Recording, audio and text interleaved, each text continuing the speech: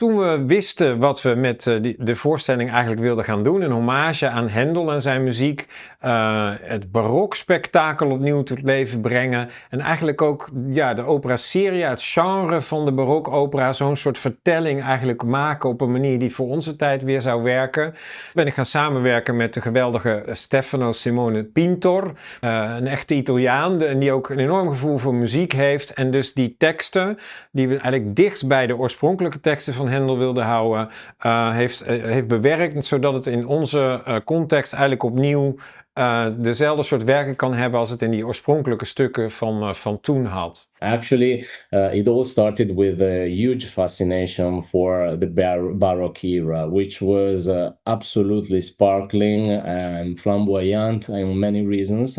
Certainly, we could say that the showmaking had a step forward on many levels, in the music for sure, or in the creation of the sets and costumes, which were real fireworks, but it also influenced a lot the art of writing libretti and stories. In fact, in the whole package of libretti that Händel has left us, he wrote almost 50 operas.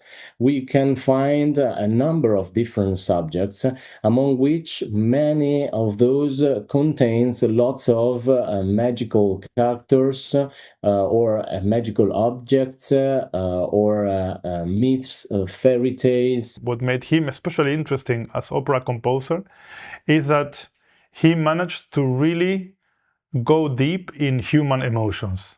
So the characters had really human depth, even if he was depicting gods or characters from mythology. They had a very strong but also vulnerable human nature. In terms of the dramaturgy, what struck me the most was this relationship in between these two gods, who at the beginning of the opera are fighting each other for a reason they don't even remember. Probably something that worked during millennia of the relationship. And this reminded me to another couple of gods in the theatrical literature, and especially the one of Oberon and Titania in A Midsummer's Night's Dream by Shakespeare, where there are these two gods that whenever they're fighting each other in the real life, they cause storms, hurricane, floods, and so on. Also, these gods are very much inspired by, obviously, the Greek gods and the Greek myths, where you can find gods that are really, in a way, superhuman, super capricious, very angry. A lot of these gods are extremely jealous with each other.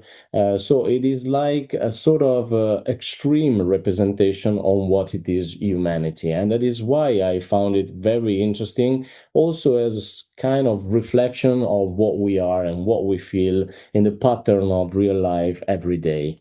Once we built the whole dramaturgy of our story, the storyline, we needed to translate all of this into a text which could be sung by the singers. And sometimes the text was already perfect, was already fitting the new storyline. In some other moments, we had to change it, of course, which represented, obviously, a challenge, because we all know how composers, especially in the Baroque era, were inspired by the text.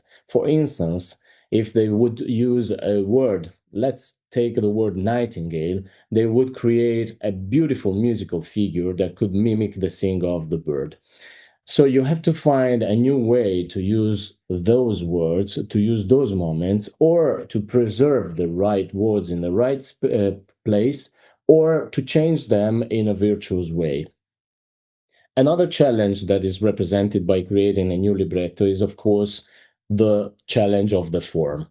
Obviously, you have to respect the existing music that was written, not just in terms of rhymes and the prosody of the verse and the heavy beats and the accents of the words, but also in terms of articulation, because this text needs to be sung and respecting what was the sound of the words, of the original words.